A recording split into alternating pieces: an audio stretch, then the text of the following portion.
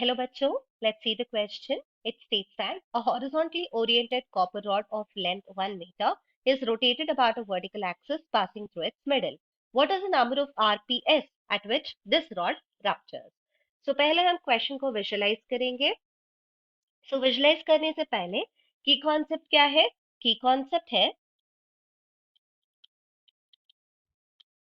Tension in the rod.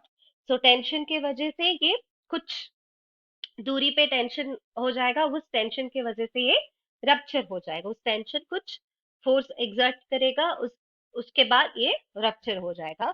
तो अगर हम इस रॉड को मान ले,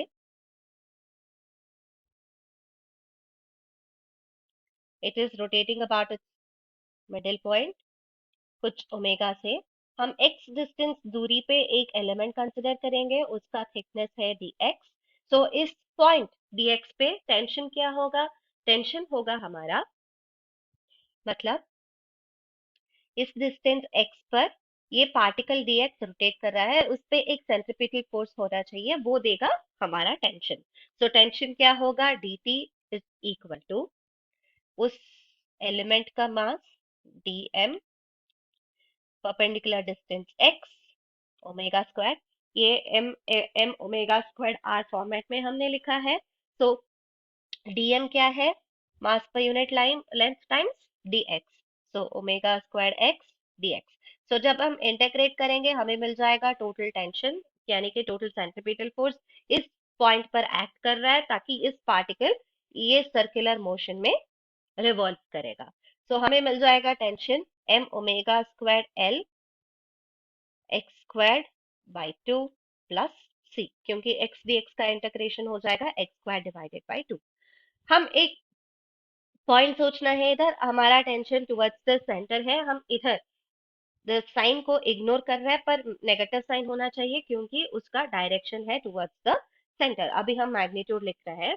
तो c क्या होगा?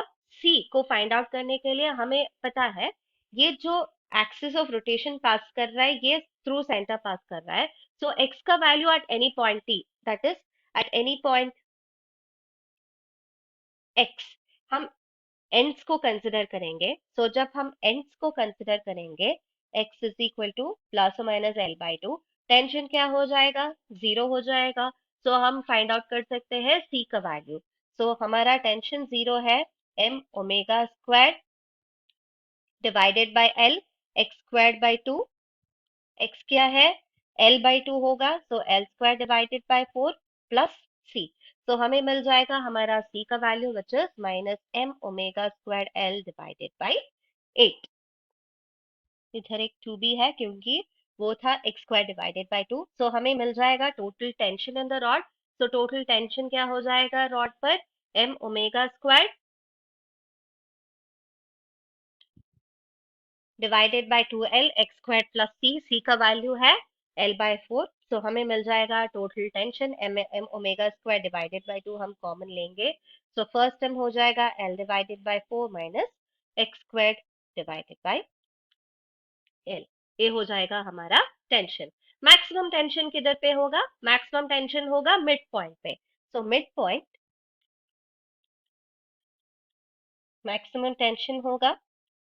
सो क्या हो जाएगा? इस इक्वेशन हो जाएगा m omega square l divided by 8, क्योंकि मिड पॉइंट पे x वैल्यू जीरो हो जाएगा. सो हमें मिल जाएगा t max is equal to m omega square l divided by 8. So condition क्या है इस प्रॉब्लम में? कंडीशन है कि क्वेश्चन क्या पूछ रहा है? What is the number of RPS at which this rod ruptures. So जब ये रप्चर होगा, स्टॉप करेगा रोटेशन करने में, तब कितने रोटेशंस कर चुका है? सो वो फाइंड आउट करने के लिए हमारा मैक्सिमम टेंशन होगा. Maximum tension will be equal to S time sigma, यानी कि स्ट्रेस की वजह के रॉड रप्चर हो रहा है.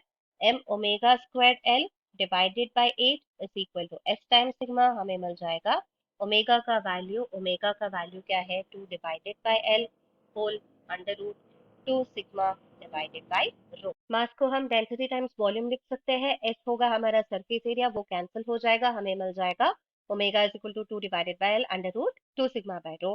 हमें पता है नंबर ऑफ रोटेशंस होगा omega divided by 2 pi, so इसको 2 पाई डिवाइड करेंगे, 1 divided by pi L under root 2 sigma divided by rho होगा हमारा number of rotations perform when it ruptures. Right. This is our final answer. I hope you will understand. All the best. Thank you.